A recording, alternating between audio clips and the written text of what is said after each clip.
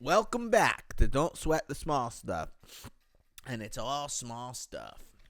I'm your host, Lewis. Chapter 65. Be flexible with changes in your plans. Once I get something in my mind, a plan, it can be tricky to let go of it and go with the flow. I was taught, to some degree, it's certainly true, that success or successfully completing a project requires perseverance. At the same time, however, inflexibility creates an enormous amount of inner stress and is often irritating and insensitive to other people. I like to do the majority of my writing in the wee hours of the morning. I might have the goal, in this book, for example, to complete one or two strategies before anyone else in the house wakes up. But what happens if my 4-year-old wakes up early and walks upstairs to see me? My plans have certainly been altered. But how do I react?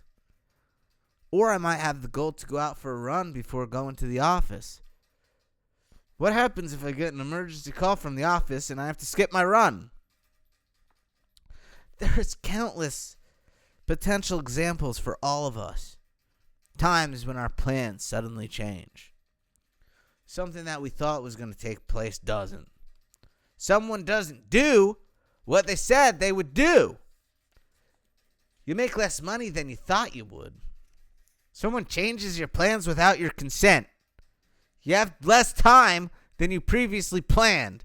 Something unexpected comes up. And on it goes. The question that you have to ask yourself is, what's really important? We often use the excuse that it's natural to be frustrated when our plans change. That depends, however, on what your priorities are. Is it more important to stick to some rigid writing schedule or to be available to my 4-year-old? Is missing a 30-minute run worth getting upset over? The more general question is, what's more important? Getting what I want and keeping my plans, or learning to go with the flow?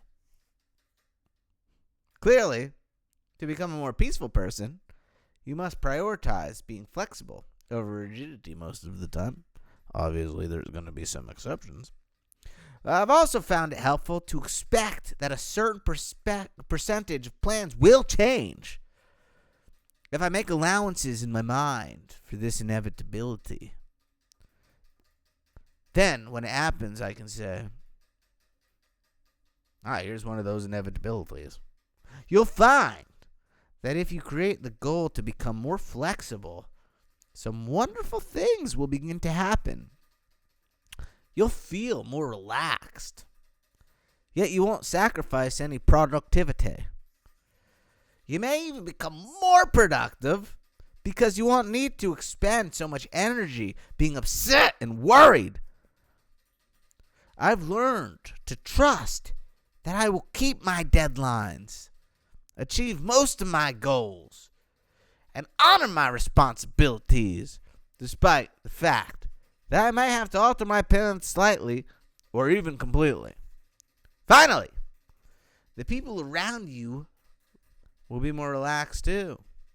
They won't feel like they have to walk around on eggshells if by some chance your plans have to change.